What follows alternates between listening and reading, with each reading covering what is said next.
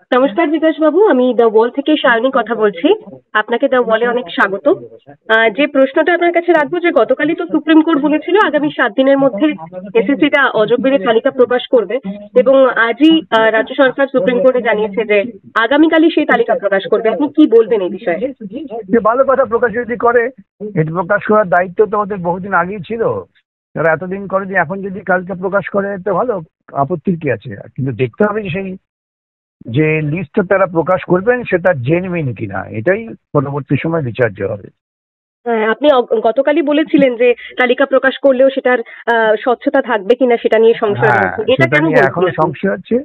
সেটা এখন লিস্ট বেরোলে পরে যাদের নাম থাকবে, যাদের নাম থাকবে না, তারাই বলতে পারবেন কোনটা স্বচ্ছ কোনটা অস্বচ্ছ নয়। আচ্ছা, এটা আপনার কেন মনে হচ্ছে যে স্বচ্ছতা তার কারণ হচ্ছে থাকবে এই না? রাজ্য সরকার তো প্রথম থেকেই অস্বচ্ছ কাজ করছেন। তারা দুর্নীতিটাকে প্রশ্রয় দিয়েছে, লালন পালন করছে। তা না হলে এতদিন লিস্ট বার না করার তো কোনো যুক্তি ছিল না। হাইকোর্ট তো কবেই বলে দিয়েছে লিস্ট বার করতে। এখন সুপ্রিম কোর্টের ঘাট ধাক্কা খেয়ে বার করছে। সেখান থেকে বোঝা যাচ্ছে যে এদের মৌলিক চিন্তাটাই হচ্ছে অস্বচ্ছতা। কিছু আড়াল করতে চাইছে, তা না এতদিন বার করেনি কেন? এই যে গতকালের নির্দেশের পরেই আগামীকালই বলছে বার করে দেবে তালিকা, তাহলে তো এতদিন হ্যাঁ, পর্যন্ত বার করতে পারতো। গতকাল বললো যে 7 দিন, এখন আজকেই বলছে আজকেই বার করে দেবো। হ্যাঁ, তাহলে সুতরাং এতদিন তো বার এদের, করতে পারতো। হ্যাঁ, এদের আচরণের মধ্যেই একটা গরমিল আছে। তাহলে কি এতদিন বের করা যেত না? তাহলে তো অনেকেরই সুবিধে হতো।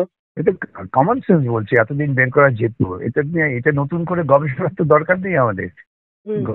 যেত, তারা করেনি কেন? তারা দুর্নীতিবাজদের প্রশ্রয় দিয়ে আড়াল করার চেষ্টা করছিল, সেই জন্যই। অনেক ধন্যবাদ আপনাকে। নমস্কার।